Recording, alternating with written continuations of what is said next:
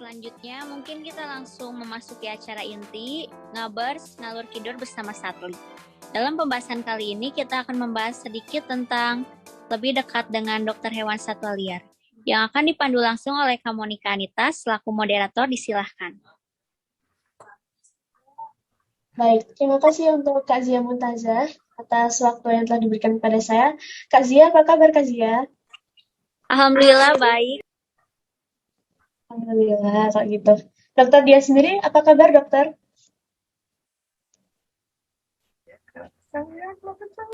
Alhamdulillah baik. Saya sampai lupa di mana klik mic-nya ini. Oke, baik, Dek. Sibuk ya dokter ya? Nggak sok sibuk aja gitu. Sok sibuk aja. Ini sama dokter Desi sama dokter Era di sini lagi sok sibuk aja kok. Sehat-sehat ya dokter di sana ya? Alhamdulillah, kalian juga. Baik, kalau kayak gitu langsung saja dokter saya bacakan untuk kurikulum vitae-nya. Baik, jadi kurikulum vitae Dr. Dian, data dirinya nama lengkapnya Dr. Hewan Dian Ayu Kartikasari, Magister Veteriner. Kemudian NIP-nya 12694ET, NIDN-nya 073103835, jabatan akademiknya asisten ahli, pangkat dan golongannya penata muda tingkat 1 atau 3B, tempat dan tanggal lahir Surabaya 31 Maret 1983, jenis kelaminnya perempuan, bidang keahlian biokimia, ilmu penyakit reptil, reproduksi veteriner, nomor telepon atau handphone 0878 5116 3019. Untuk alamat email dianvet@gmail.com. Agamanya Islam dan asal perguruan tinggi Universitas Wijaya Kusuma Surabaya, Fakultas Kedokteran Hewan dan jurusan Kedokteran Hewan. Kemudian di sini bisa kita lihat ya, ada bidang riset beliau yang sangat banyak ya dok ya. Sangat berpengalaman ya. Bidang risetnya banyak banget ini. Kita bisa lihat ya dari ada beberapa yang tentang piton, ada yang tentang sapi, ada yang kucing domestik, kucing lokal, banyak banget. Kemudian untuk bidang manajemennya sendiri, Sekretaris Program Studi S1 FKH WKS, Pembina Minat Profesi Satwa Liar FKH WKS, Pimpinan Redaksi WKVet Info, dan majalah online bulanan FKH WKS. Kemudian untuk bidang pendidikan dan pembelajarannya, ada buku ajar pengantar biokimia veteriner edisi 1, buku ajar pengantar biokimia veteriner edisi 2, penuntun praktikum ilmu penyakit reptil dan amfibi, sebagai dosen penguji mahasiswa S1 Fakultas Kedokteran Hewan Universitas Wijaya Kusuma Surabaya, dan dosen pembina minat dan profesi satwa liar FKH WKS. Kemudian untuk penunjang-penunjangnya sendiri, kita juga bisa lihat itu ada banyak banget, belasan ya dokter ya, luar biasa banget. Patut dicontoh ini. Nggak, itu iseng aja sih nulis sebanyak itu deh, iseng aja. Oh iseng, luar biasa dokter. Isengnya berfaedah banget ya dokter ya. Biar kelihatan sibuk gitu. Kemudian untuk penunjangnya bisa kita lihat sendiri ya. Dan untuk riwayat pendidikannya, yang pertama ada di SD Negeri Jombatan 3 Jombang tahun 1989, SMP Negeri 1 Jombang tahun 1995, SMU Negeri 2 Jombang 1998, dan S1 Fakultas Kedokteran Hewan Universitas Airlangga tahun 2001 dengan bidang keahlian atau bidang studinya kedokteran hewan. Dan kemudian PPDH Fakultas Kedokteran Hewan Universitas Airlangga Surabaya pada tahun 2008. Kemudian S2-nya Fakultas Kedokteran Hewan Universitas Airlangga Surabaya pada tahun 2009 dengan bidang studi atau bidang keahlian ilmu biologi reproduksi. Kemudian selanjutnya ada jurnal-jurnal yang sudah dihasilkan. Ya di situ beliau udah banyak banget ini dokter Rian ya. Mungkin lagi iseng juga ya dok ya buat jurnal gitu. Ini bukan iseng lagi kalau yang ini mungkin terjebak gitu. Terjebak. Jadi udah banyak sekali jurnal yang udah dihasilkan sama dokter Dian. Ada banyak dan semuanya menarik-menarik ini untuk kita pelajari. Dan untuk CV sudah selesai pada bagian jurnal yang sudah diberikan. Selanjutnya langsung saja kita mulai pada acara Mabes bersama Satli. Dengan temanya lebih dekat dengan dokter hewan satwa liar. Jadi gini dokter, beberapa hari yang lalu saya sudah menyiapkan description box pada Instagram Milpro Satli WKS. Di situ orang-orang itu bebas untuk menanyakan apapun, baik tentang bagaimana cara menjadi dokter hewan satwa liar, gimana prospek kerjanya, dan lain-lain. Itu udah banyak banget, dan panitia udah memilih dan memilah untuk pertanyaan-pertanyaan yang akan dipertanyakan pada talk show hari ini. Jadi, baik. Ya dok, Oke. Pertanyaan pertama, jadi menurut Dokter Dian itu definisi profesi dokter hewan satwa liar itu gimana dok? Bisa tolong dijelaskan?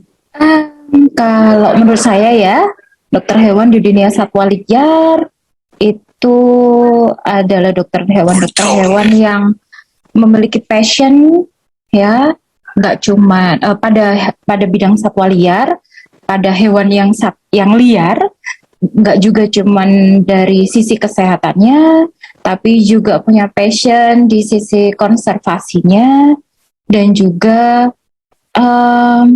lebih ke aspek yang menyeluruh. Jadi nggak cuma fokus ke hewannya aja, tapi juga melihat lingkungan, tapi juga melihat konservasi. Jadi lebih apa ya?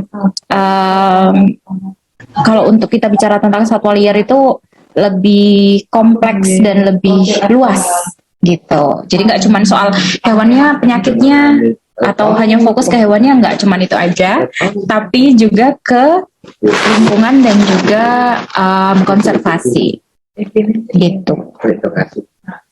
Oke dokter, ternyata luas juga ya untuk lingkup dokter hewan satwa liar itu, jadi nggak cuma berfokus pada titik tertentu aja gitu ya dok ya. Oke, Gitu. Terus, begitu dokter Dian sendiri mengapa memilih untuk fokus juga di dokter hewan satwa liar ini gitu? Kenapa ya? Ya, ini alasan yang agak susah untuk disampaikan gitu atau diceritakan. Apakah saya memang benar-benar memilih itu, ataukah saya sebenarnya terjebak di situ? Jadi sebenarnya hampir sama. Mungkin kalau kalian kan dari awal, mungkin ada yang sudah berani dengan saya berawal dari reptil ya. Jadi mungkin dari awalnya kalian mungkin sudah berani dengan ular, berani dengan ini. Kalau dulu saya penakut. Dulu saya penakut gitu. Saya takut sama ular. Saya nggak berani pegang. Tapi ketika dulu saya mahasiswa, saya ikut di semacam Minpro ya. Pet and Wild zaman saya dulu, namanya juga sama kali ya sampai sekarang. Nah, itu salah satu rekan saya yang ini sedikit saya cerita ya, saya sharing dulu. Dulu rekan saya yang kebetulan sekarang sudah almarhum, saya selalu ingat banget sama almarhum teman saya namanya Dokter Tito. Itu kemana-mana selalu bawa ular di tasnya. Mahasiswa cowok zaman dulu itu tasnya selalu tinggi bini biti ya, kecil lah gitu, artinya tuh. Tapi ternyata di dalamnya itu ada ularnya. Nah ular apa ya, saya lupa. Mungkin retik kali ya, Piton reticulatus. Saya lupa itu jenis ular apa. Dia selalu deketin ularnya ke saya, ular itu ke saya selalu kabur kayak gitu. Terus saya ditanyain, kenapa sih kok takut sama ular? Ya saya cuma bilang, enggak, apa rasanya tuh kayak geli aja pegangnya gitu. Emang yang dibayangin apa kayak gitu. Terus akhirnya udah gini aja. Kalau saya disuruh megang kan pasti saya nggak mau ya gitu. Akhirnya saya disuruh tangannya gini aja, tutup mata, ular itu yang dideketin ke saya. Setelah saya pegang, oh ternyata begini ya rasanya pegang ular kayak gitu. Saya pikir sebelumnya yang berlendir lah, yang gimana, ternyata cuma halus dan dingin. Oh seperti itu. Baru berani pegang bagian bawahnya dan lain sebagainya. Oh seperti ini ya ular.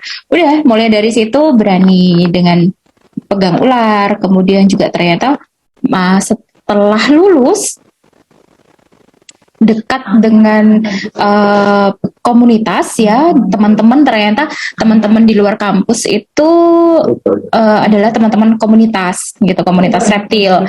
Dari situ, oh begini ya. Dulu di kuliah saya sama sekali tidak belajar yang namanya kesehatan satwa liar.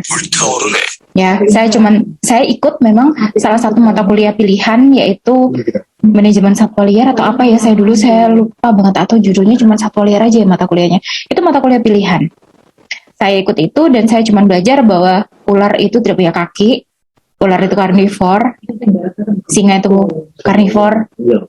Kemudian saya belajar bahwa komodo itu bangun jam 7 pagi, terus nanti balik kandang jam 5 sore, kayak gitu. Ya, itu yang saya pelajari, tapi saya nggak belajar sampai di mana dia, gimana dia bakal menunjukkan sakitnya dan lain sebagainya. Kita tidak belajar. Jadi lulus hanya seperti itu aja. Ternyata setelah lulus, ketemu banyak masalah. Pertama adalah dari para satwa liar, gitu. Itu yang bikin saya selama ini kuliah itu ngapain aja gitu loh, kayak lulus kayak nggak ngerti apa-apa, bego aja gitu. Belajar sendiri itu dari teman-teman komunitas. Kemudian saya ketemu dengan guru saya, ya. Guru saya kalau dalam bidang satwa liar dan eksotik itu adalah dokter. Guru saya pertama ya itu adalah Dokter Slamet Raharjo dari UGM. Ya, beliau tuh master saya, guru saya. Kemanapun Dokter Slamet pergi saya ikutin. Dokter Slamet ada webinar, ada seminar workshop di Jogja saya ikut. Ada seminar workshop di Malang saya ikut.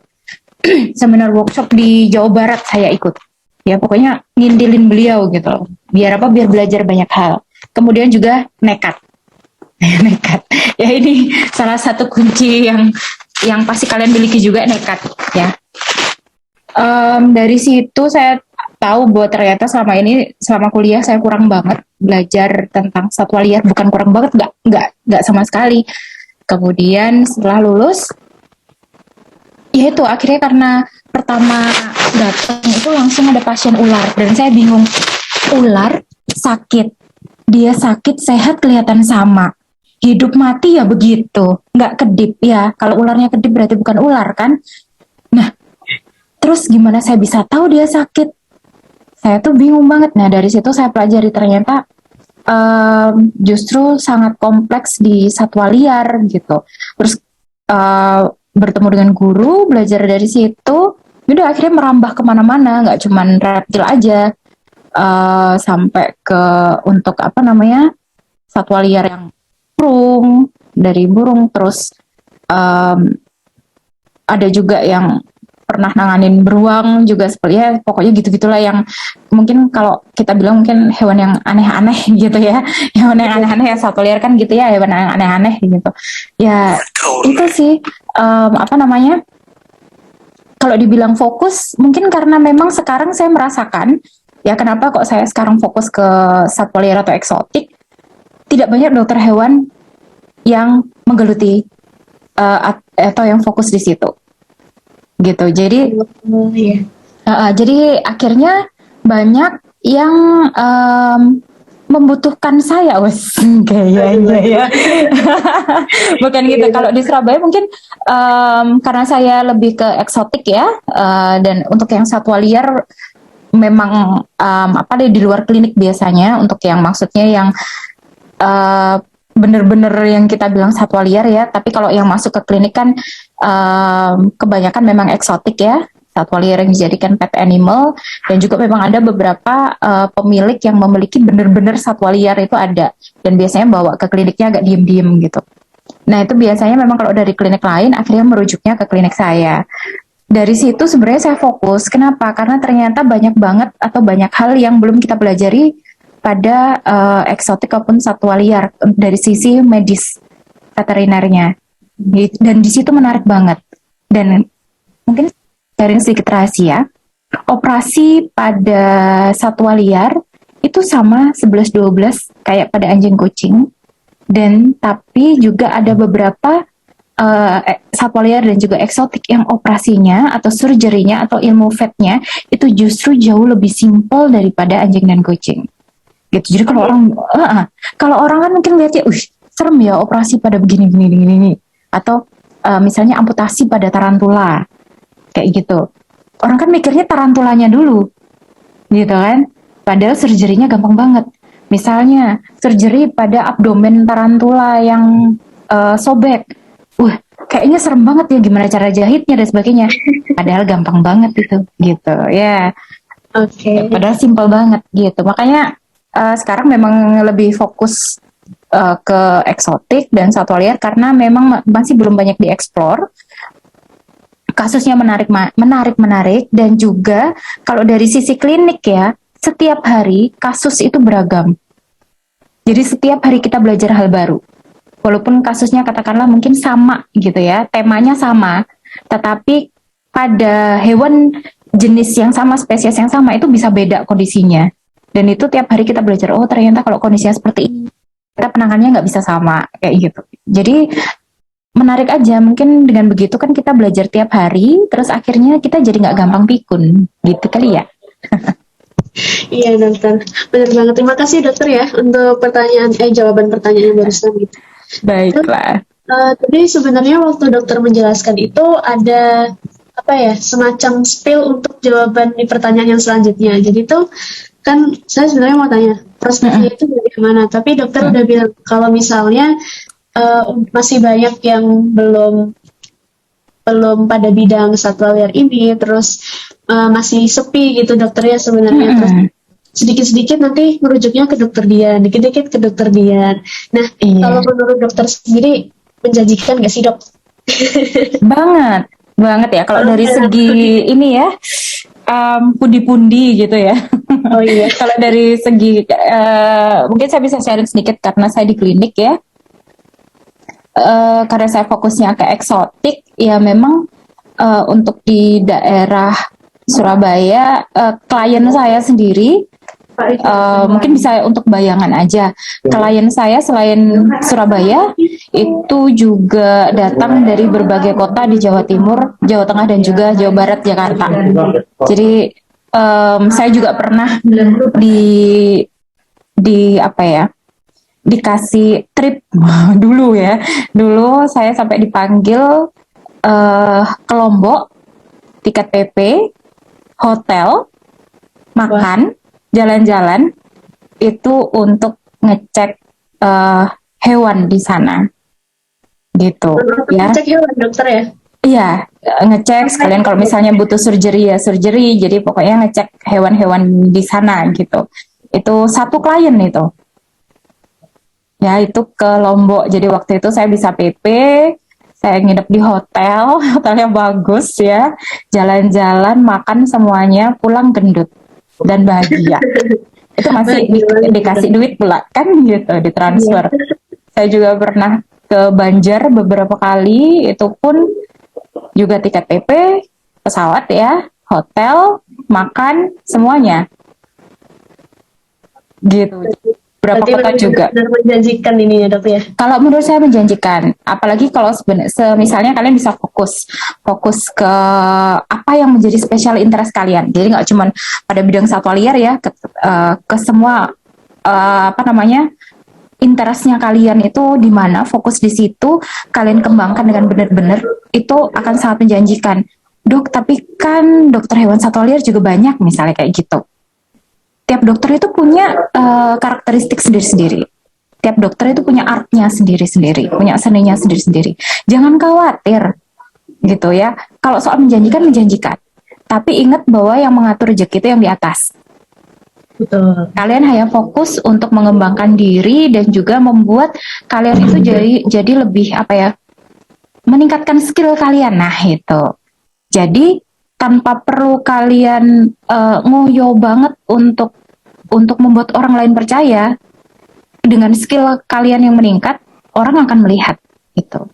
Dengan begitu nanti kan ya rekening kalian akan terus bergerak gitu ya. Kesarannya begitu gitu. Betul banget. Menjanjikan semua yang difokuskan itu pasti akan membuat kalian akan jauh lebih baik. Jadi apa ya itu namanya? Usaha tidak akan mengkhianati hasil, atau kebalik, hasil tidak akan mengkhianati usaha, kayak gitulah. Sama dokter, sama. Seperti menjanjikan kok, jangan khawatir Apalagi misalnya mungkin kalian ada yang bener-bener special interestnya di misalnya komodo, kalian bener-bener fokus di komodo, researchnya, kemudian setiap harinya kalian melakukan pengamatan, penelitian dan sebagainya, kemudian kalian menulis di jurnal atau kalian menulis di artikel manapun, itu istilahnya apa ya? Kadang kita nggak usah ngelihat ini bakal menghasilkan uang nggak sih kayak gitu, ya. Jangan fokus ke situ dulu gitu. Tapi apa yang bisa kalian lakukan untuk sekitar kalian? Jadi semisal apakah tulisan kalian itu nanti akan bermanfaat untuk pelestarian komodo dan pulau komodo? Apakah tulisan kalian itu nanti akan bermanfaat untuk pelestarian burung-burung endemik Indonesia? Ya, fokusnya ke situ dulu. Nanti ketika tulisan kalian itu ada impact-nya ke masyarakat, ada impact-nya untuk ke berbagai hal, itu akan kembali ke kalian lagi gitu. Ya, itu dulu sih.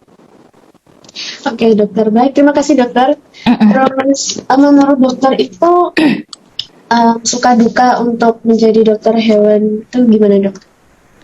Suka duka dokter hewan di bidang satwa liar ya? Ya. Banyak sukanya kalau saya. Dukanya itu apa ya? Iya, dukanya itu ketika menangis digigit hewan liar. Ya. Ya, itu suka dukanya. Tapi akhirnya ketika itu dukanya sudah menjadi yang lalu, itu menjadi apa ya? Bisa diingat. Jadi tinggal senyum aja. Iya, dulu pernah digigit musang ya, sampai tangan itu lubang 30 lebih misalnya kayak gitu pernah. Ya seru aja walaupun hari itu dan besoknya itu nangis karena tangan bengkak. Terus setahun tangan saya nggak bisa nekuk gitu ya, nggak bisa gini, itu setahun karena di sela-sela apa ini namanya, di sendi-sendinya di sini semua masuk gigi musang waktu itu, jadi nggak bisa sampai genggam. Terus apa ya, digigit ular kayak gitu-gitu. Dukanya kayaknya cuma bagian gigi-gigian ya, digigit-gigit ya, gitu. Gigit-gigit itu jadi duka. Tapi itu menjadi suka ketika itu berlalu, jadi tinggal dikenang. Paling dukanya apalagi ya, duka bukan duka sih kalau saya bilang, itu lebih challenge, tantangan. Iya dokter. Tantangan. Jadi semisal gini, ada pasien datang dengan kasus yang belum pernah kita temui, itu bukan duka sih kalau saya bilang, tapi lebih ke tantangan. Ini apa, ini kenapa, itu kan kita yang harus bertanggung jawab diagnosanya, terapinya, semuanya, mikir terus dari situ ya. Kadang itu kalau misalnya pasien datang dengan simptom yang nggak jelas gitu, tapi hewan ini kenapa, itu jadi PR. Itu kadang taktik saya itu adalah, ini opnam dulu aja ya, kita observasi. Itu masa observasi itu sebenarnya adalah masa mikir. Iya, Gimana dokternya harus mikir dengan cepat gitu untuk bisa menentukan diagnosa kayak gitu. Itu lebih ke challenge aja sih sebagai dokter hewan satwa liar. Atau semisal waktu itu lutung ya, saya punya pasien lutung baby ya. Jangan salah, banyak banget orang di sekitar kita itu punya lutung. Ada lutung kan tidak boleh ya dipelihara. Dia masuk apendik ya kalau nggak salah ya, hewan dilindungi. Tapi ada yang punya lutung, lutungnya lemes, saya harus infus. Begitu saya lihat pembuluh darahnya, ukurannya tini wini biti, kecil sekali. Bismillah aja lah, ini udah pakai IV kateter yang paling kecil, dah Bismillah aja. Udah gitu, kalau primata kan tahu sendiri ya, kalau primata masih anak-anak atau masih baby, itu kan sifatnya sama seperti bayi manusia, yang manja, menangis dan lain sebagainya. Jadi ya tangan saya adalah saat itu adalah gimana caranya biar ini lutung ketika saya suntik dia nggak nangis. Dia pasti nangis akhirnya gitu, karena dia masih bayi, takut, akhirnya meluk kita, pokoknya berlindung ke kita kayak gitu. Ya itu suka ya, kalau saya bilang itu suka, itu bukan duka. Seru aja ya, itu sih bagian tergigit aja tadi. Kenapa? tantangan-tantangan apa lagi dok selain tadi yang misalnya kasusnya belum pernah ditemuin dan lain-lain itu? Tantangan apalagi paling itu ya Dek ya kalau untuk satwa liar atau misalnya kita harus membius. Waktu itu saya pernah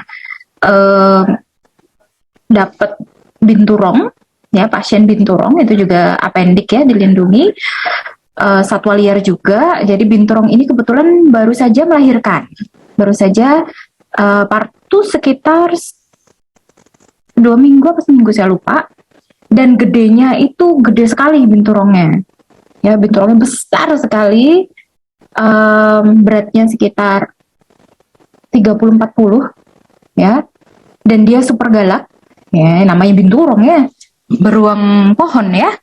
Iya. Dia masuknya memang musang, tapi dia juga disebutnya beruang pohon. Tahu sendiri kukunya seperti apa gitu kan ya, giginya juga pasti. Kalau udah segede itu, kita harus membius. Ya udah, posisi di klinik, kita masukkan ke kandang kucing yang agak kecil agar seperti berfungsi sebagai kandang jepit seperti itu. Udah, kita lompat-lompatan aja mau nyuntik ke sini, harus ada yang mengalihkan ke sana. Nggak bisa alih lagi deh, kayak jadi ruang operasi agak sedikit bergoyang hari itu. Itu aja sih, tapi seru. Itu tantangan gimana kita bisa handling dan restrain kayak gitu, karena kalau di satwa liar itu handling dan restrain setiap hewan bisa beda ya, bahkan untuk satu jenis aja katakanlah ular aja ada yang handling dan restrainnya itu beda-beda karena karakter dari ular itu sendiri juga beda gitu. Ada yang ular bisa lompat, ada yang ular bisa langsung balik badan, ada yang cuman bisa nyerang ke depan. Nah seperti itu handling dan restrain. Waktu itu juga pernah dapat pasien buaya, tahu sendiri buaya ya, nggak bisa jinak gitu. Iya. Datang lemes gitu, lemes ya udah kita terapi. Setelah sudah kita terapi, kita coba kasih makan, mau makan. Waktu kita mau terapi yang berikutnya, udah mau kita pegang, dia gigit-gigit gitu kan, udah lap-lap gitu, nyap-nyap kalau kita bilang. Nah, berarti udah sehat, yuk ditelepon pemiliknya biar segera diambil yuk, daripada kita kehilangan jari kita, kayak gitu aja. Tantangannya itu adalah lebih ke bagian tubuh kita ya. Nanti yang mungkin bisa hilang atau bisa terkoyak atau bisa tertancap. Sesuatu menancap di situ. Iya dokter banget. Kemudian menurut dokter Dian selama ini nih, kasus apa sih dok yang paling menarik, berkesan, terus membekas di hati gitu dok? Waduh, yang membekas di hati ini susah ini. Yang membekas di hati, mungkin kalau begitu pertanyaan itu muncul, yang pertama keinget di saya adalah ular berbisa. Kasus-kasus pada ular berbisa. Karena kebetulan ular berbisa yang datang ke klinik saya itu belum ada antivenomnya semua. Gitu. Kalaupun ada itu biasanya mahal. Jadi harus yang monovalen ya. Yang ada sekarang di rumah sakit di sekitar kita, di rumah sakit daerah di sekitar kita itu yang polivalen. Biasanya serum antibisa ular untuk kobra gitu. Nah, kebetulan yang masuk ke klinik yang waktu itu pernah saya tangani itu yang bisa dikatakan yang viper yang spesifik. Jadi yang harus memang monovalen. Jadi spesifik untuk ular A, spesifik untuk ular B kayak gitu. Nggak bisa yang polivalen yang bisa untuk semua. Tapi hasilnya ya walau-walam gitu ya. Kita serahkan pada yang di atas lagi gitu. Ya, waktu itu salah satu yang pernah saya tangani yang sempat semuanya bikin tangan saya merinding, tremor, bikin tangan saya tremor setelahnya. Salah satunya adalah ular berbisa, saya lupa jenisnya JJ apa ya, nama spesiesnya depannya J saya lupa. Itu ularnya lebih kecil daripada bolpen ini rasanya, ya diameternya panjang. Dia viper dari Cina, baru orangnya impor. Saya nggak ngerti ya itu legal atau tidak gitu. Mungkin dia nggak masuk yang dilindungi, saya kurang tahu. Nah itu ada kebengkakan di area leher atau rahang bawah, ada abses gitu. Lah kalau ada abses di situ kan berarti harus kita operasi ya. Operasinya di sini. Sedangkan itu dekat mulut. Kalau dekat mulut berarti dekat taring, ya gitu. Dekat taring, taringnya dia termasuk dalam golongan Solenoglipa. Solenoglipa itu gigi taring ular yang bisa disembunyikan dan biasanya dimiliki oleh ular-ular berbisa tinggi, viper. Nah gitu. Jadi waktu itu kita coba untuk memang dihandling dengan tangan dan juga dengan bantuan hook ya, dengan bantuan hook. Terus habis gitu kita injek dulu dengan obat bius. Ketika dia sudah mulai sedikit, nah kita buka mulutnya. Waktu itu kita buka mulutnya dan taringnya tuh langsung keluar panjang sekali. Terus kita masukin kasa untuk dia gigit ya. Paling enggak dia kan ada kesibukan gitu ya, gigit-gigit di situ gitu. Sekalian juga kita kan mau meres ininya apa namanya? Venomnya. Dan itu ternyata kasa putih itu berubah menjadi kuning karena venomnya. Saya udah langsung gemeter aja tangan itu, ya ampun, itu kalau venom masuk ke tangan saya gimana, sedangkan tangan saya yang operasi lehernya tentu yang paling deket kan dengan mulutnya dia, rasanya itu ngeri-ngeri sedap gitu loh ya. Itu sih. Sama pernah ada albino diamondback rattlesnake. Namanya aja udah cantik ya, namanya cantik, albino diamondback rattlesnake. Namanya cantik tapi nggak cantik kalau kegigit ya. Itu juga sakit. Jadi handling dan restrainnya yang lebih ke handling dan restrain ya, yang agak mengkhawatirkan itu untuk ular-ular seperti ini. Untuk kasus penyakit, apa ya, kalau hampir semuanya menarik kalau menurut saya. Cuman memang yang sangat terlintas di kepala saya kalau saya dengar kasus yang paling menarik selama menjadi dokter hewan di bidang eksotik dan juga satwa liar adalah handling dan restrain pada ular-ular berbisa. Itu yang paling menantang gitu. Kalau untuk kasus penyakitnya sendiri sih overall hampir sama ya, masih bisa kita atasi, masih bisa didiskusikan terus. Tapi semakin kesini kasus satwa liar itu semakin beragam. Dulu zaman saya pertama kali praktek sampai sekarang itu kasusnya tambah macem-macem, tambah aneh-aneh, tambah ada aja gitu ya. Tambah ada aja, entah itu dari hewannya sendiri yang ada aja, atau dari ownernya yang ada aja gitu ya. Ya seperti itu. Iya dokter, baik. Menurut dokter Dian, gimana sih untuk peranan dokter hewan satwa liar sendiri kepada masyarakat gitu? Kan jarang, nah menurut dokter itu kayak gimana perannya? Jadi sebenarnya dokter hewan ya, terutama dokter hewan yang di satwa liar, itu tanggung jawabnya banyak. Nggak cuman dari sisi kesehatan ya, tapi juga edukasi masyarakat. Ya, edukasinya dalam hal apa? Edukasi dalam hal konservasi, edukasi dalam hal animal welfare, ya, edukasi juga dalam hal kesehatan. Seperti yang kita tahu, banyak satwa liar itu seringkali itu terkena fitnah. Fitnah gimana itu dokter? Banyak sekali karena memang satwa liar itu paling gampang diarahkan ke penyakit zoonosis, ya kan? Iya. Penyakit zoonosis itu memang faktanya adalah penyakit zoonosis itu banyak dari satwa liar. Nah, tapi juga ada aja misalnya suatu kasus yang belum bisa terpecahkan itu berasal dari mana, endingnya adalah dengan memfitnah satwa liar. Seperti itu ya, memfitnah satwa liar. Nah, di sini perlu dilakukan edukasi ke masyarakat. Mungkin hanya dengan sekedar poster atau mungkin sekedar seperti podcast sekarang kan podcast, talk show. Nah, itu juga salah satu bentuk edukasi yang bisa kita sharing ke masyarakat. Benar nggak sih kalau penyakit A katakanlah itu berasal dari satwa liar? Benar nggak sih penyakit A ini bisa ditularkan oleh satwa liar? Benar nggak sih penyakit gini-gini? Contoh paling sederhana, karena kemarin sempat ada harimau yang tertular COVID. Nah, akhirnya kan orang jadi parno kan dengan satwa liar. Jangan ke kebun binatang dah, nanti ketularan COVID gitu ya. Jangan main dulu ke taman safari, nanti ketularan COVID.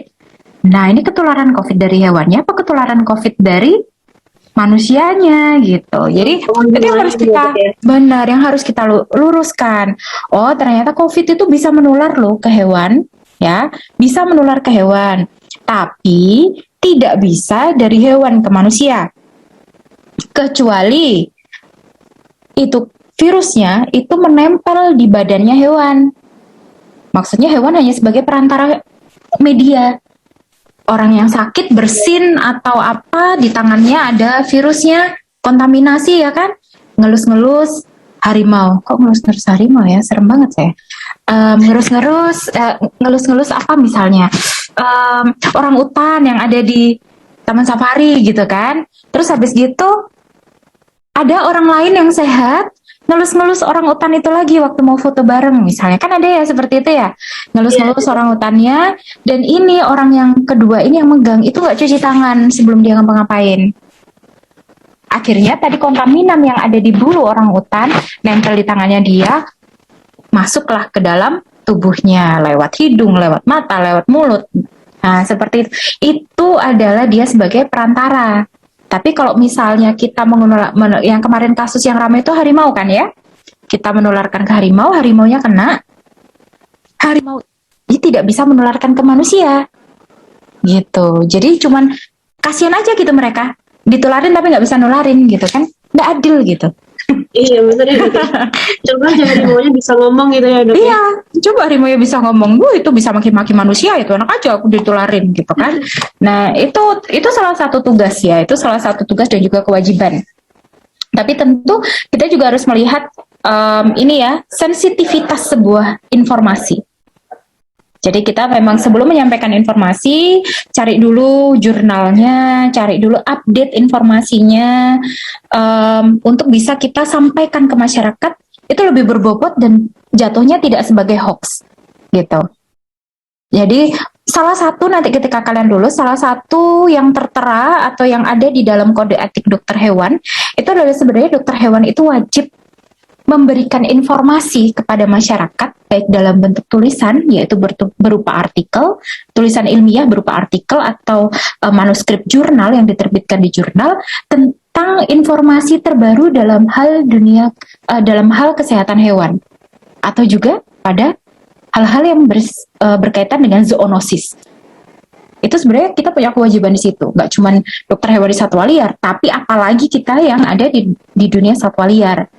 Kita perlu mengupdate informasi, kita perlu memberikan edukasi. Kalau saya sendiri lebih ke edukasi ke klien yang datang ke klinik, karena mungkin bisa saya bilang, saya pernah menerima, bukan menerima langsung di klinik ya, klien saya itu positif COVID, 3 anjingnya, 1 kucingnya bergejala semua. Nah, saya tidak bisa bilang bahwa itu, oh ya, itu pasti COVID gitu kan mereka. Karena apa? Tidak saya lakukan tes. Iya benar. Tapi juga kalau misalnya saya bilang, udah deh bawa aja ke klinik lah ya, klinik saya positif semua nanti ya. Gitu. Jadi saya nggak bisa bilang bahwa itu positif COVID, cuman mengarahnya ke sana. Kenapa? Karena mereka tinggal satu rumah positif COVID semua. Ini anjing, ini kucing, jumlahnya 3 anjing, 1 kucing, semuanya bergejala sama. Kita pasti arahnya pemikiran kita ke arah sana ya kan. Padahal sebelumnya sehat-sehat aja, tidak ada masalah. Ketika yang ownernya ternyata hasil PCR-nya keluar positif, nggak lama anjing dan kucing itu ternyata bergejala yang sama. Akhirnya kita memberikan obat tentu dengan simptom, memberikan obat sesuai dengan simptom yang ada, dari mulai batuk, terus kemudian masalah apa untuk saluran pernafasan, antibiotik dan sebagainya kita berikan, ternyata sembuh gitu. Udahlah, alhamdulillah gitu, sama kita tingkatkan imunitasnya. Nah, di sini kita bisa sampaikan, ownernya juga takut kan ya, ini gimana? Nanti kalau ternyata ada tamu atau yang lainnya nanti ketularan dari anjing atau kucing saya, loh ya jangan terima tamu dulu gitu ya. Dan anjing kucingnya jangan diajak jalan-jalan keluar, jangan ketemu orang lain. Khawatirnya apa? Bukan khawatir karena nih anjing nanti bakal batuk di mukanya orangnya jadi kena COVID, bukan. Tapi lebih ke badannya. Kan ownernya kena COVID, Kalau bulu-bulunya di situ ada kontaminasinya. Kan anjing kucingnya kalau lagi sakit, lagi demam nggak boleh mandi kan ya, nggak boleh di grooming. Di grooming berangkat nanti mereka. Nah, karena nggak boleh grooming dulu, maka berarti di badannya ada kontaminasi. Jangan ketemu orang lain dulu, nanti dielus-elus malah menjadi media penularan. Itu yang kita khawatirkan, itu yang kita sampaikan. Jadi di klinik juga banyak, ketika pertama-tama pandemi dulu ya, ada yang telepon, dokter saya mau membuang semua hewan saya. Wuyuh, kenapa? Karena hewan bisa menularkan COVID, kan dari hewan. Nggak gitu juga konsepnya gitu kan. Akhirnya kita yang edukasi. Nggak gitu ibu, maksudnya begini-gini. Akhirnya nggak jadi. Nah, terus habis itu marak lagi. Ada harimau yang ketularan COVID. Gini, waktu dulu pertama kan masih simpang siur ya beritanya. Nah, akhirnya ada yang takut gitu. Kucing itu kan ini ya, apa namanya, saudaraan sama harimau. Iya, ya baiklah gitu ya. Gimana itu? Aduh ya. Akhirnya kita edukasi ya. Paling simpel adalah edukasi ke klien, atau kita membuat poster, atau kita membuat tulisan artikel. Tentu kalau kita mau membuat tulisan artikel atau manuskrip naskah ya untuk kita terbitkan di sebuah jurnal, apakah itu adalah jurnal review, ataukah jurnal research, ataukah jurnal study case dan lain sebagainya, jenis-jenis manuskrip itu banyak banget. Itu semua harus based on jurnal atau based on informasi terbaru gitu. Itu Jadi sih. bukan based on katanya gitu ya dok ya? Jangan katanya, nanti kalau katanya ini bingung nanti. Terus ternyata orang yang katanya, ini saya katanya Monica nih, ternyata Monica bilang, ini saya katanya Imam katanya, saya katanya Jul, wah nggak selesai gitu ya. Kalau katanya itu sih. Jadi peranannya nggak cuman dari sisi medisnya, tapi juga edukasi dan juga konservasi, jangan lupa. Jadi kalau memang yang datang ke kita itu adalah satwa liar, kita tentu gini, dok, pasti ada yang tanya juga, dok, gimana kalau misalnya dokter Dian kedatangan hewan yang apendik, dia sakit nih, Iya, apendik nih, apakah dokter Dian langsung laporin? Apakah dokter Dian tunggu, balik lagi, kita apa sih? Kita dokter hewan. Betul. Tugas utama kita adalah tentu menyelamatkan pasien kita. Pegang itu. Kalau buat saya ya, buat saya gitu. Jadi kalau memang dia datang, dia butuh sekali bantuan kita untuk menyelamatkan dia. Apakah diinfus dulu ataukah harus dilakukan surgery? Lakukan untuk keselamatan pasien. Tapi tentu kita juga harus melakukan edukasi ke klien. Tanyain, tahu nggak sih kalau ini hewannya adalah hewan dilindungi? Tahu nggak sih kalau ternyata pelihara hewan seperti ini tuh ada izinnya? Resikonya tahu nggak? Selama dia tahu, itu sudah cukup. Iya, saya tahu dok. Baik, kalau ada apa-apa, bukan urusan saya. Itu urusan Anda, karena Anda sudah tahu resikonya. Seperti itu. Ya sudah, kita lakukan tugas kita. Tapi tentu kita harus sampaikan sekali lagi. Ini kursinya bentar lagi turun nih, bisa. Ya. Kursinya ini suka turun sendiri. Tentu kita tetap harus melakukan edukasi ya. Pak, ini itu hewan dilindungi. Resikonya kalau Bapak punya hewan dilindungi adalah begini. Kenapa nggak lebih baik dilakukan konservasi? Contohnya apa sih dok? Kuncinya konservasi itu adalah mengembangbiakkan, memperbanyak dia. Nah, caranya misalnya Bapak dengan teman-teman Bapak yang punya hewan yang sama, ya kalau bisa jantan betina, itu kenapa nggak bikin kayak melakukan perizinan bersama? Nah, kita arahkan ke sana. Silakan diurus surat-suratnya secara resmi. Ya, memang mengurus surat-surat resmi itu duitnya ya banyak gitu ya. Keluar duitnya banyak, waktu juga nggak sedikit. Jadi butuh banyak pengorbanan, uang dan waktu. Tapi kalau memang si klien ini tadi concern di bidang itu, ya pasti mau-mau aja gitu. Karena saya juga ada klien yang punya buaya itu juga resmi atau legal. Ya, punya buaya dia mengurus suratnya, perizinannya, memang habis uang banyak, tapi itu resmi akhirnya. Jadi kalau misalnya ada sesuatu ya tinggal mengeluarkan surat resminya. Seperti kalau mau diurus sebenarnya bisa, cuman ya itu dia. Kalau cuman pelihara satu eman loh, kenapa nggak sekalian aja dikembangbiakkan? Urus aja surat-suratnya. Ya soal habis duitnya berapa yang jangan tanya kita, itu bukan urusan dokter hewan gitu kan ya gitu. Iya, betul. Tapi kan sekarang ini juga marak ya dok ya, untuk masyarakat itu memelihara satwa liar gitu, entah untuk keperluan konten, seperti di TikTok itu lagi viral loh dok, yang kayak dia pelihara monyet terus didandani, terus ada juga yang dijadikan untuk percobaan laboratorium, seperti kayak apa ya, diberi pigmen apa untuk menjadi seperti albino gitu loh dok. Menurut dokter Dian itu kayak gimana dok? Iya, sekarang banyak ya artis-artis gitu ya, artis-artis satwa liar atau bahkan para public figure yang menggunakan hewan untuk konten-kontennya dia, baik apakah itu TikTok, apakah itu YouTube, ya itu banyak banget. Ya karena itu yang menjual sebenarnya. Ya itu menjual. Tidak kita pungkiri bahwa satwa liar itu menjual sekali gitu. Contohnya artis, yes, artis punya YouTube, ya, pakai satwa liar. Nah, itu kan pasti apa itu namanya? Kalau yang nonton YouTube tuh viewers atau viewers, dokter. apa ya? Apa dokter tadi? Penonton, views. Ya viewers atau yang mensubscribe ya, kalau nggak salah ya. Itu kan jadinya banyak. Nah, atau TikTok. Kalau yang nonton banyak, nggak tahu sih ya saya kalau TikTok ya, apakah subscribe atau follower. Nah, pokoknya begitu. Makin banyak, duitnya juga makin gede. Nah, tapi sayangnya banyak yang kurang bijak dalam menggunakan satwa liar. Contohnya, misalnya dibuat yang aneh-aneh, atau buat dicoba-coba tadi ya, jadi bikin albino, disuntikin gini atau dikasih gitu, atau apa itu namanya, hewannya didandanin yang aneh-aneh kayak gitu. Kalau kita tanya hewannya, kayaknya hewannya sudah kepingin mencaci maki gitu ya. Kalau misalnya hewannya bisa ngomong gitu.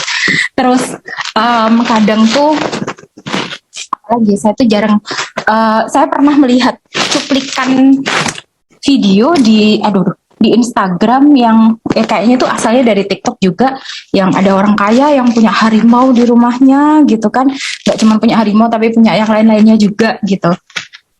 Ya ketika uang sudah berbicara, orang bisa membeli apa saja, tapi tinggal dia apakah dia bisa memelihara dengan baik dan benar gitu ya. Nggak cuma memelihara, apakah bisa dia kembang biakan, apakah dia bisa five freedom. Nah, balik lagi ke situ ya, animal welfare-nya ya, welfare. Apakah di satwa benar-benar merasa bahagia, merasa dianggap keluarga, apakah dia bebas dari stres, apakah dia bebas menunjukkan natural behavior-nya dia yang ada dalam five freedom itu ya. Ini yang menjadi big question-nya, pertanyaan besar gitu ya. Kadang kan demi konten orang bisa melakukan apapun gitu kan ya. Iya, betul banget. Demi konten orang bisa berbohong, demi konten orang bisa melakukan hal yang gila banget gitu. Nah, ini yang mungkin kita semua di sini punya kewajiban untuk memantau itu gitu. Kita mungkin ya nggak bisa nyundul orang satu-satu gitu ya, mengingatkan orang satu persatu, tapi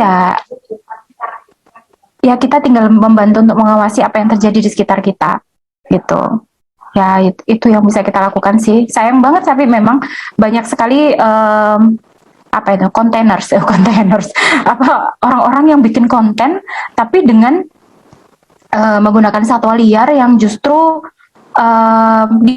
dipertanyakan apakah itu welfare atau tidak, seperti itu, berizin atau tidak juga gitu ya. Iya dokter, betul. Oh iya dok, misalnya saya kan kebetulan suka mendaki gunung gitu ya dokter ya. Terus kalau misalnya saya lagi mendaki gunung atau misalnya lagi jalan-jalan ke hutan gitu kan, kawasan wisata-wisata alam, terus kok ada satwa liar gitu kan. Terus kok ini satwa liarnya kok terluka gitu. Terus misalnya saya ambil, saya bawa pulang, saya rawat, terus dia sampai sehat, sampai tercipta bonding antara saya dengan si satwa ini. Terus kayak sebenarnya tuh saya nggak boleh gitu loh untuk pelihara ini. Nah itu tuh saya harus gimana gitu loh dok, kayak harus ke bagian apa, ke badan atau lanjutin aja gitu. Menurut dokter gimana? Um, Mungkin yang paling dekat dengan kita, maksudnya yang paling gampang digapai, paling gampang digapai, paling gampang dihubungin ya paling BKSDA ya. BKSDA. Kalau memang gini, kalau memang kita punya apa ya namanya, kita punya prinsip, katakanlah kita punya prinsip, udah ini saya ambil untuk saya obatin, entah saya obatin sendiri atau saya bawa ke dokter hewan, kemudian saya mau saya rilis, ya udah rilis aja, langsung aja kalau perorangan. Urus suratnya gitu ya dok ya? Rilis itu maksudnya kita rilis kembali ke alam, dilepas kembali ke tempat asalnya. Itu kalau memang kita mau punya prinsip apa namanya, si satwa yang sakit tadi kita ambil hanya untuk diobatin, kemudian kita lepaskan kembali. Jadi nggak sampai terjadi bonding itu tadi. Kemudian kalau misalnya ternyata kita memilih untuk, aduh udah kadung bonding, udah kadung sayang gitu ya, ya tentu resikonya adalah mengurus izin-izinnya juga tentu tidak semudah itu gitu ya. Pasti yang pertama juga harus melalui BKSDA juga gitu. Kemudian nanti surat-suratnya biasanya kayaknya jalurnya pertama BKSDA deh gitu. Nanti nggak tahu jalurnya kemana lagi. Gitu. Kalau misalnya dok, saya tuh pernah dengar nih, kalau misalnya kita ketemu ular, jangan dikasih garam atau semprotin parfum. Nah, itu mitos atau fakta dok? Apa biar ularnya jadi wangi? Oh wow, ularnya wangi berubah menjadi pangeran, saya mau gitu. Wah, saya juga mau jadi pangeran. Kalau ternyata jadi bukan pangeran, serem ya gimana. Nah, untuk ular takut garam, katakanlah dulu kan gitu ya. Ular itu takut garam, jadi kalau camping atau lagi berkemah di sekitarnya dikasih garam. Ular takut garam itu mitos atau fakta? Mitos. Ya, ular tidak takut pada garam. Garam itu memang bisa kita pakai untuk misalnya kayak lintah, pacet, seperti itu. Ya, untuk hewan-hewan penghisap darah, seperti itu. Kalau ular, itu dia tidak suka dengan aliran udara yang tidak segar atau terlalu menyengat. Contohnya alkohol. Ya. Lah makanya parfum itu kan beda.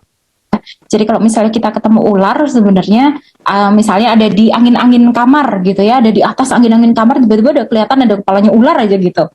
Nah, itu bisa kita semprot aja kalau misalnya kita takut, kita semprot aja dengan alkohol atau dengan parfum yang ada kayak gitu, karena di dalamnya kan ada alkohol. Nah, ular biasanya akan menghindari itu. Kalau misalnya itu senjata kita yang perempuan ya, yang cewek-cewek di dalamnya selalu ada parfum, sayangnya tas saya nggak ada gitu. Saya di tas saya nggak ada parfum. Jadi tinggal itu yang dikeluarin, disemprot aja, dia pasti akan pergi. Gitu. Ya, atau memang yang paling gampang adalah hindari ular. Kalau memang ada ular ya kita menghindar aja. Tapi kalau memang udah kadung face to face, tatap muka, ketemu kangen gitu ya, udah kadung halo assalamualaikum, ya udah langkah pertama yang harus dilakukan adalah tenang. Kalau kalian malah lompat-lompat, wah ular lompat-lompat, ya dia tambah, antara pertama dia akan semakin mendekat, kedua dia akan kabur. Tapi kalau misalnya dia nggak kabur, justru dia mendekat ke arah kita, nah ini yang menjadi bahaya gitu ya. Nah, ya udah, memang kalau memang kita ketemu ular ketika kita naik gunung, kita nggak tahu dia berbisa atau enggak, karena kan ular itu spesiesnya banyak sekali ya. Kita nggak tahu dia berbisa atau enggak, jangan asal comot atau lucu gitu pegang, jangan. Ya, lucu, kita memegang, kita kegigit duluan. Ternyata begitu kita lihat, taringnya cuma 2 yang nancap, waduh berbisa ya, setor nyawa. Gunung ke rumah sakit jauh. gitu ya. Jauh. Sudah, iya jauh, siapa yang mau gendong kita? Ya kalau kalian yang kecil-kecil gitu digendong sama temennya cowok masih enteng. Lah kalau yang digigit saya segede ini digelundungin kayaknya saya sama teman-teman saya ya. Biarin aja udah deh, biarin tinggalin dia nih gitu. Berat juga gitu kan. Gitu ya. Jadi lebih baik menghindar atau dengan cara yang tadi.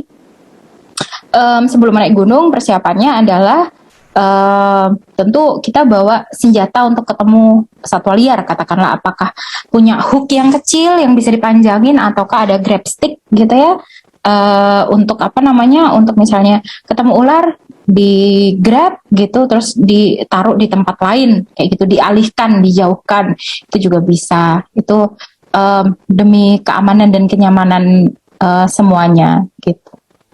Ya itu tadi mitos ya, kalau ular takut garam gitu. Disemprot minyak wangi bisa. Itu senjata paling enteng kalau misalnya kita ketemu ular di sekitar kita gitu ya. Aja gitu. Kalau ada alkohol ya udah semprotin alkohol, atau ya itu tadi kalau cewek-cewek atau sekarang cowok juga selalu sedia parfum kan ya di tasnya gitu. Semprotin aja. Duduk parfumnya mahal. Aduh ya sudah. Daripada nyawa ya dok ya. Iya loh, milih mana? Milih wangi apa milih hidup? Oh iya dokter, ini ada pertanyaan. Kalau misalnya kita itu berminat nih menjadi dokter hewan satwa liar, kayak aku pengen jadi dokter hewan satwa liar biar kayak dokter Dian gitu. Misalnya menjadikan dokter Dian itu jadi idola gitu kan, jadi termotivasi. Nah itu caranya gimana ya dok? Tahap-tahapannya gitu. Apa ya? Mungkin tahap-tahapannya. Baik, tahap pertama yang harus dilakukan mumpung masih jadi mahasiswa. Mau print antum, Bu. Tahap pertama, mumpung kalian masih jadi mahasiswa, tahap pertama untuk menjadi dokter hewan satwa liar yang harus dilakukan pertama, belajar yang rajin. Nah, saya kalau bisa balik ke zaman saya kuliah, mungkin saya akan belajar lebih giat ya dulu ya. Jadi biar ketika saya keluar itu saya merasa kayak saya nggak bisa apa-apa. Selama ini saya kuliah ngapain aja gitu ya. Padahal ya masuk kuliah gitu. Yang bolos juga kadang gitu ya. Tapi kok kayak berasa kayak nggak bisa ngapa-ngapain gitu selama kuliah. Apa setelah kuliah begitu lama. Nah, yang harus dilakukan sekarang adalah belajar ya. Belajar dulu yang rajin. Kalau memang kalian punya special interest ke salah satu hewan atau ke secara umum ke satwa liar, pilihan kalian sudah tepat untuk gabung di Satli.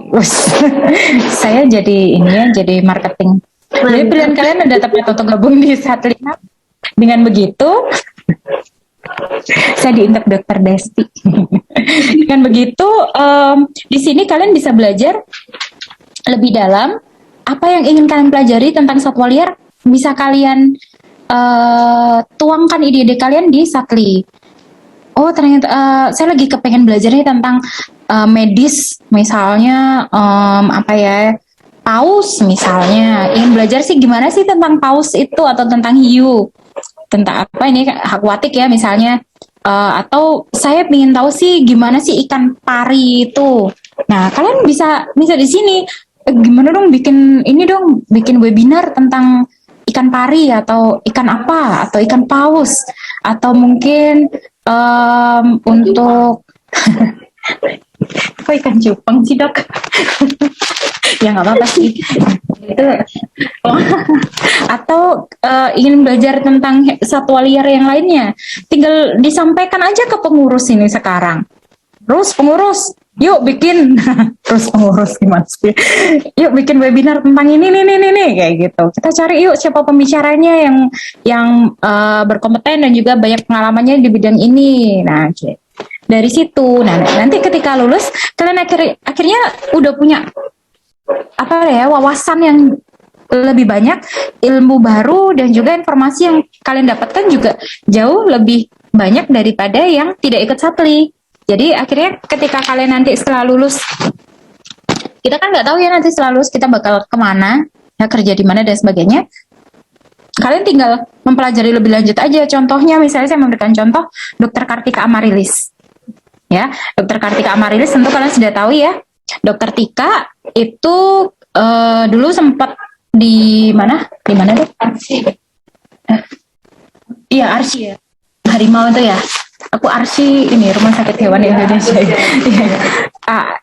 Sempat menjadi manajer di Arsi itu di Sumatera ya. Di Sumatera itu di konservasi harimau.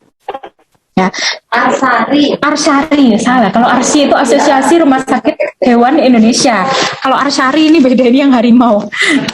Konservasi harimau ya. Nah, itu dulu ketika skripsi, itu skripsinya sudah tentang harimau kalau nggak salah.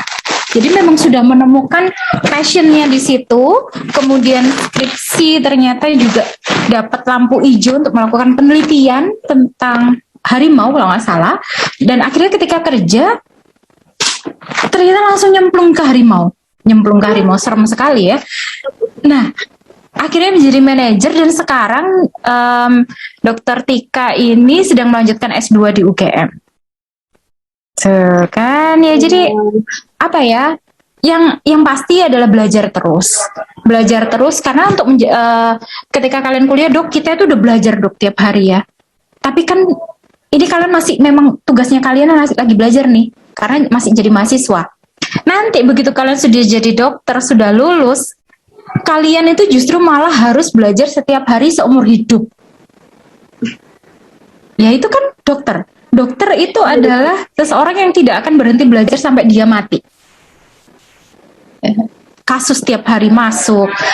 Apakah kita menjadi praktisi ya? Kalau saya praktisi, kasus yang setiap hari datang, kadang silih berganti, ini sama tapi kok beda kayak gitu. Belajar terus tiap hari kasus seperti ini gimana. Datang misalnya tiba-tiba datang kayak waktu itu hamster. Pasien hamster ini kenapa lagi? Terus marmut, terus ada apa? Cincila. Waktu itu cincila besar atau cincila kenapa? Cincila pegang aja nggak pernah gitu ya, tiba-tiba ini disuruh sesar. Ya udah, yuk. Jelas saya tidak mungkin, aduh nggak bisa deh, jangan. Oh, kalau kayak gitu kapan lagi saya punya pasien cincila ya kan? Akhirnya yuk kita lakukan kayak gitu. Yuk kita lakukan, bismillah deh kita lakuin. Yang pertama kita harus pastiin dulu, kita cari informasi dulu cincila itu seperti apa. Jadinya ketika kita mau operasi, mau surgery atau mau melakukan terapi, kita sudah tahu cincila ini harus diapain kayak gitu.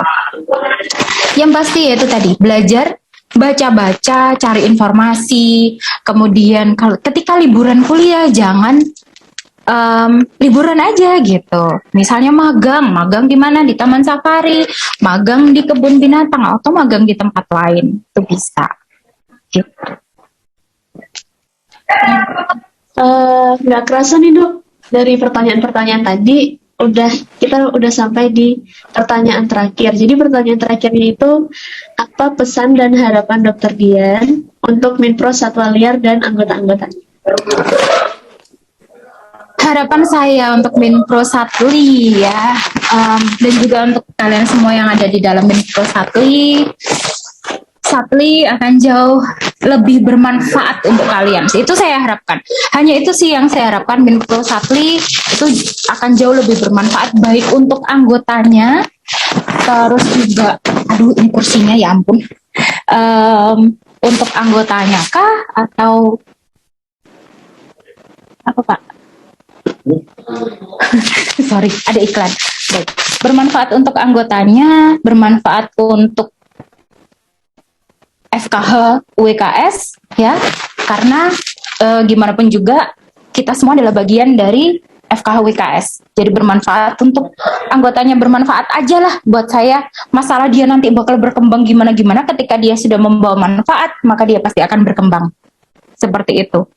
Kalian juga anggotanya akhirnya bisa memiliki banyak tambahan informasi baru, ilmu baru ketika sudah gabung nih di Satli, belajar bareng-bareng di Satli. Seperti itu. Itu saja harapan saya. Ada pertanyaan selanjutnya dokter dari Kak Maria Mila. Jadi izin bertanya dokter, untuk mendapatkan literatur tentang medis herpetofauna bisa ditemukan di web mana ya dokter? Untuk khusus herpetofauna, sebentar, ini saya bukain sih, ada apa enggak? Saya tuh agak-agak lupa ingat herpetofauna sebentar. Kalau saya punya linknya mungkin bisa saya share juga di sini. Tapi nggak melulu soal medis ya. Kalau yang herpetofauna ini sebenarnya kalau mau cari apa namanya tentang mana tadi pertanyaannya? Oh, di atas baiklah. Tentang literatur herpetofauna itu sebenarnya bisa cari di mana aja. Kalian tinggal search aja keywordnya, misalnya contohnya mungkin saya bisa mencontohkan salah satu naskah saya yang sudah terbit di jurnal internasional, sampai sedikit gaya ini ya. Nah, itu bisa tinggal keywordnya, misalnya dia kepengen cari tentang surgery pada ular misalnya, keywordnya apa, surgery yang seperti apa, itu tinggal masukkan aja. Tapi kalau lebih ke herpetofaunanya, tapi nggak melulu medis ya, jadi ada medis, ada biologi. Jadi biologi itu mulai dari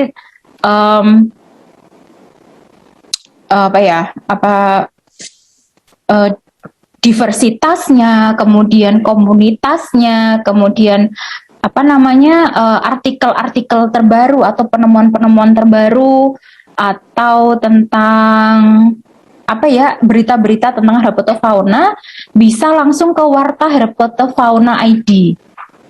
Coba ini saya copy, kebetulan saya share di ini ya, di chat ya. Iya dokter, silakan. Nah, itu Warta Herpetofauna ID itu miliknya PHI. PHI itu adalah Perhimpunan Herpetofauna Indonesia. Kebetulan saya anggotanya di situ, jadi dokter hewan yang gabung di situ hanya ada 2 orang. Jadi saya dan dokter Slamet kebetulan. Yang lainnya itu adalah orang biologi. Jadi para biolog baik dari LIPI maupun researcher atau peneliti dari selain LIPI juga banyak, semuanya gabung di situ. Baik yang peneliti lepas dan lain sebagainya. Jadi ini kebanyakan memang orang biologi ya, tapi memang dia fokusnya langsung ke herpetofauna. Ya, ini dipegang oleh UGM dan juga IPB. Biologinya ya yang memegang gitu. Tapi ini lebih ke Indonesia, jadi satu-satunya lembaga peneliti tapi sudah berbadan hukum resmi di Indonesia tentang herpetofauna adalah ini, PHI, Perhimpunan Herpetofauna Indonesia. Nanti coba aja bisa di situ ya. Klik di situ, nanti juga kalau misalnya mau jadi anggota di situ juga bisa, kalau mau cari tahu di situ. Tapi memang diharapkan di situ sebagai anggota itu sudah pernah melakukan research dan penelitian dan mengeluarkan jurnal. Jadi memang di situ kita dituntut juga untuk do something, kayak menulis, kayak mereview kayak gitu. Ya, karena memang yang ada di dalamnya kebanyakan memang itu. Nah, saya dan dokter Slamet di situ diberikan bagian untuk health-nya, untuk kesehatan. Gitu. Dan kebetulan dokter hewan cuma 2 di situ. Gak tahu dokter hewan yang lain lebih berkecimpung di bidang lain juga sih. Karena kebanyakan dokter hewan satwa liar itu kalau di Asli Kewan ya, Asosiasi Dokter Hewan untuk Satwa Liar ya, Asli Kewan itu adalah satu PDHI ya,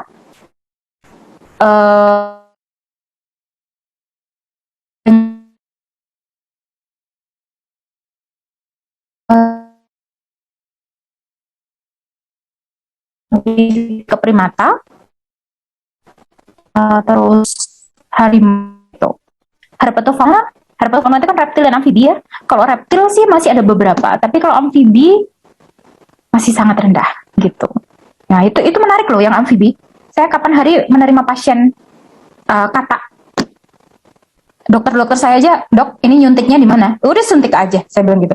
Ya suntiknya di mana? Saya suntik dia lompat gitu kan. Ya udah akhirnya yuk kita mulai lagi, yuk belajar lo, yuk ayo saya ajarin yuk kayak gitu. Akhirnya sekarang kalau ada pasien amfibi yuk sudah bisa sendiri, yuk, lakuin sendiri kayak gitu, udah bisa saya lepas gitu ya. Jadi memang kita nonstop untuk belajar sih. Itu ya. Nanti yang lainnya juga silakan, di situ ada, sudah saya tulis di situ, silakan diklik, kalian bisa baca-baca artikelnya di situ. Gitu. Baik dokter, terima kasih untuk jawabannya. Iya. Ada lagi pertanyaan dokter. Imam Aulia Mutakin dari ketua umum kita yang sekarang. Izin bertanya dokter, apakah ada komunitas atau organisasi yang menghimpun dokter hewan satwa liar? Tadi sudah sedikit saya sebutkan ya. Untuk yang dokter hewan sapi ya, itu adalah Asli Kewan. Asli Kewan, tulisnya gimana? Iya, itu Asli Kewan gitu ya. Asli Kewan itu adalah untuk dokter hewan yang memang berkecimpung di satwa liar ataupun juga eksotik gitu. Saya juga anggotanya di situ ya, karena juga memang di situ akhirnya kita bisa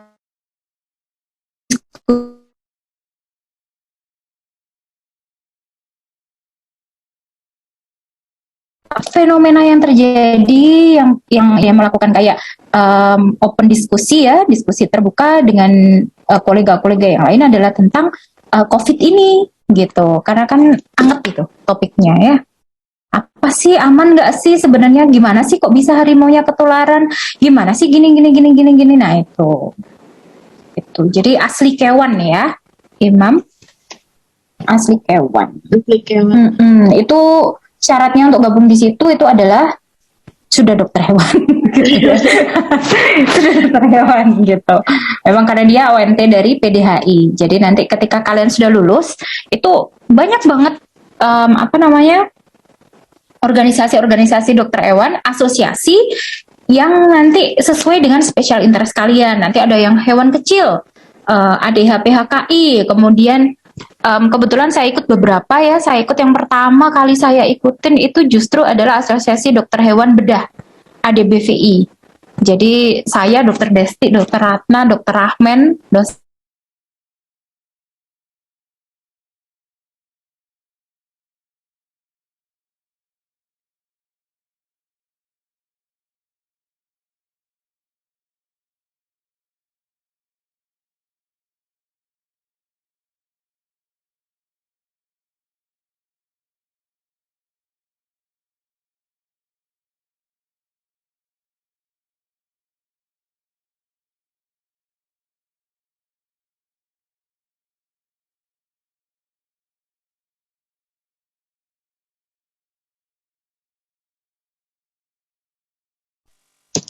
Oke, sepertinya ada masalah jaringan ya? Iya, saya sudah kembali lagi. Udah dokter. Saya udah kelihatan belum ya? Sudah ya?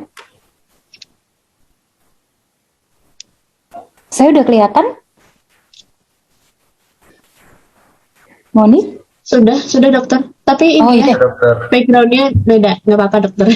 Iya, ini saya pakai HP akhirnya. Karena tadi sepertinya saya tidak terlalu memperhatikan, loh kok backgroundnya beda. Sebentar, ini gimana cara ngerubah backgroundnya kalau di HP nih? Aduh, backgroundnya nih kalau saya, kok malah saya seminar ini. Mending begini aja dulu deh. Nah, gini aja ya. Baik, saya tidak memperhatikan, ternyata laptop saya ini baterainya habis. Biarin deh. Maaf ya, iklan. Apa tadi ya pertanyaannya? Tadi saya ngomongin apa ya? Tadi itu terakhir tentang ini dokter. Apa? ONT. Iya, ONT ya.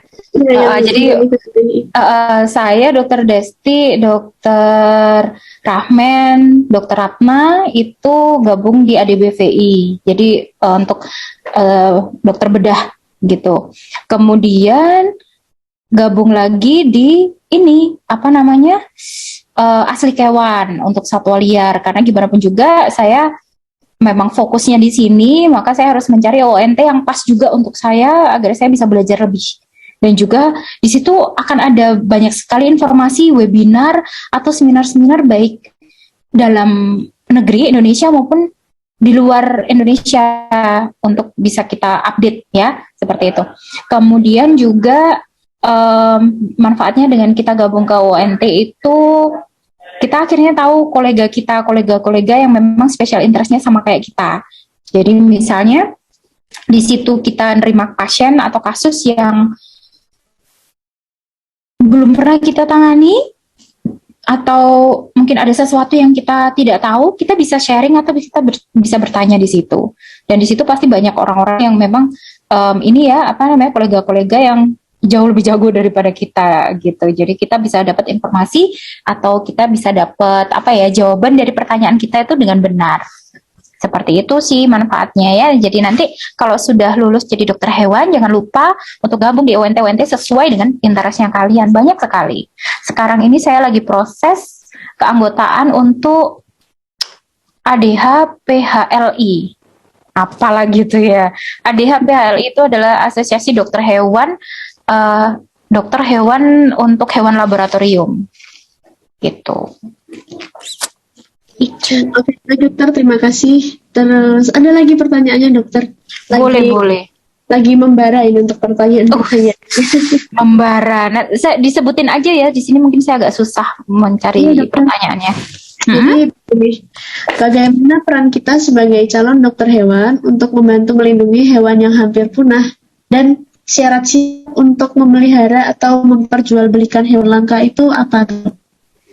Gitu. Oke, sebagai mahasiswa tentu kalian bisa melakukan banyak hal sih sebenarnya ya, dari mulai edukasi, sosialisasi, itu deh yang paling sederhana, mungkin yang paling simple, tapi kalau itu pun tidak dilakukan juga nggak ada gunanya gitu kan ya. Jadi yang harus dilakukan pertama, misalnya kalian edukasi dengan misalnya nih mau ada acara apa, mungkin yang paling simple yang sebenarnya sudah kalian lakukan loh.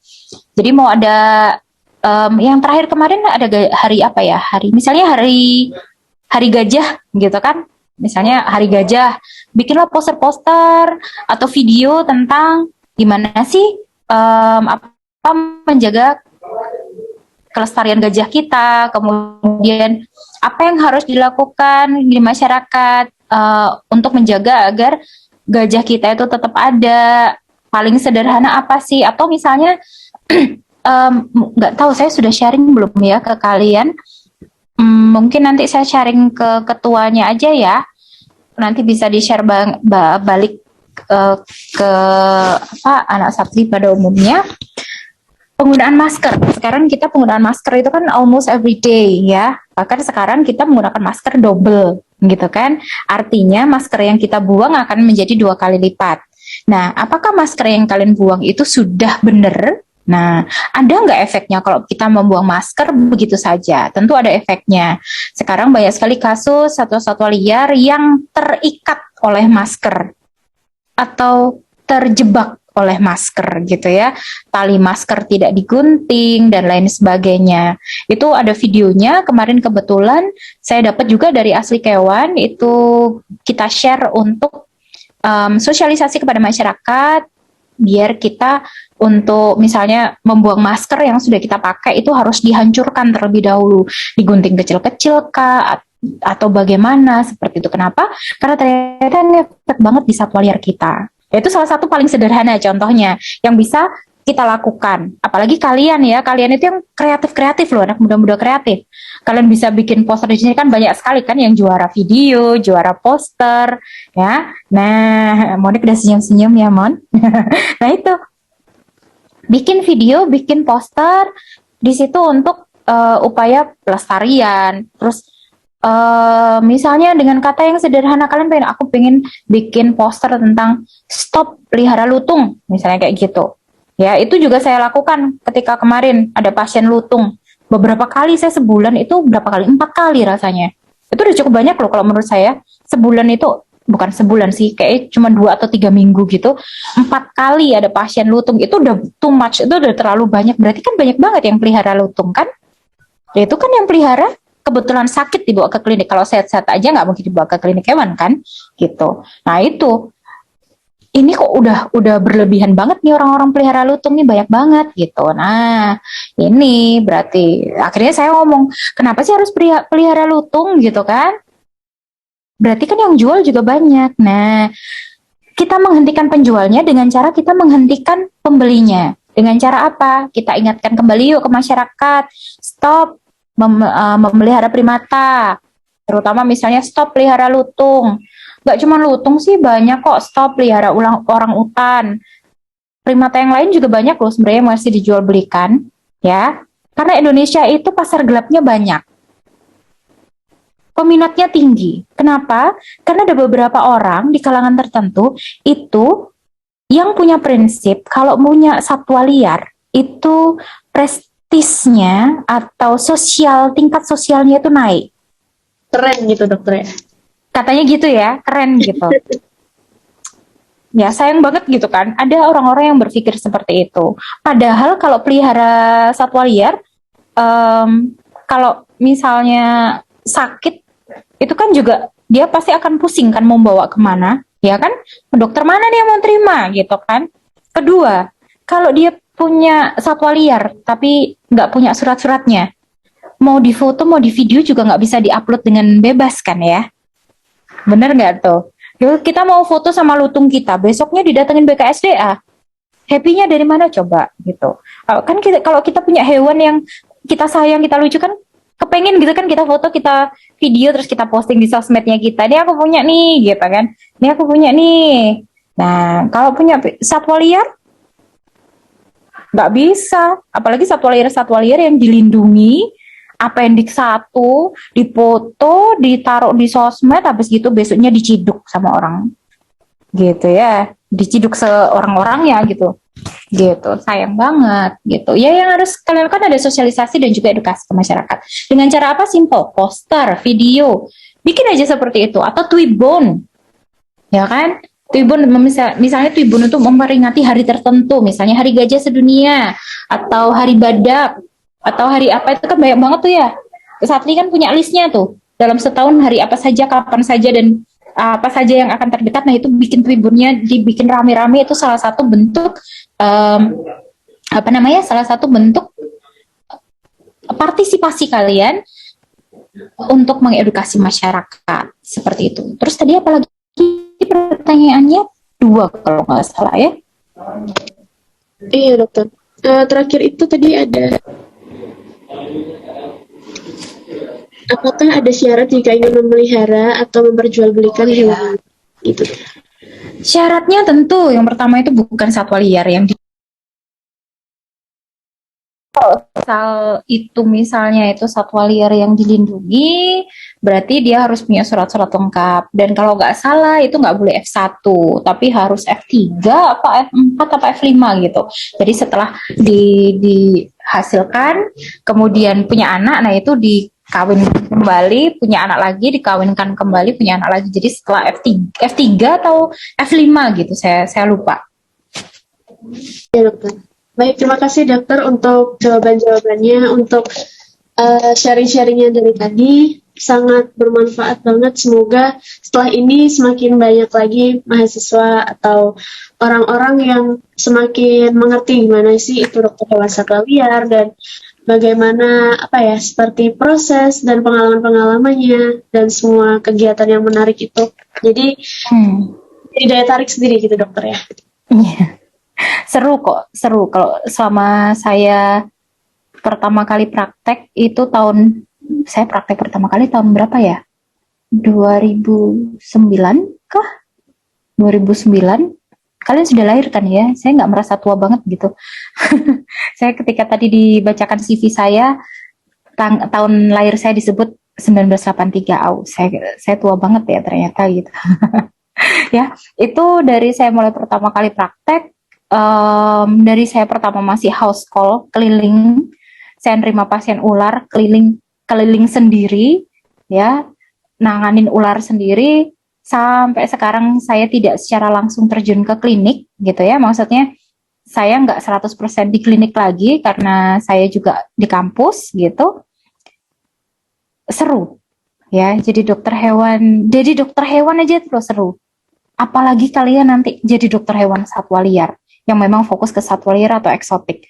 Itu seru. Tiap hari itu akan ada tantangan baru, tiap hari akan ada pengalaman baru, dan kalian akan bertemu dengan banyak orang, mempelajari karakter orangnya juga, dan yang pasti untuk menjadi seorang dokter hewan, kunci pertama adalah komunikasi. Kalian harus pintar berkomunikasi. Gitu. Jadi jangan ragu-ragu atau jangan takut atau jangan malu untuk ngomong. Gitu ya. Itu sih. Baik, Dokter Dian. Terima kasih banyak untuk waktunya, Dokter. Iya, Dan sama-sama. tugas saya sebagai moderator sudah cukup sampai di sini. Untuk selanjutnya akan saya kembalikan lagi kepada Zia Muntazah sebagai MC. Untuk Kak Zia, silahkan saya kembalikan lagi waktu dan tempatnya. Baik, terima kasih Dokter Dian dan Kak Monica. Keren Sama-sama. sekali ya pembahasannya. Mungkin tidak terasa waktunya cukup lama ya. Tadi kita membahas tentang itu. Mungkin acara selanjutnya penutup. Alhamdulillah kita sudah di penghujung acara.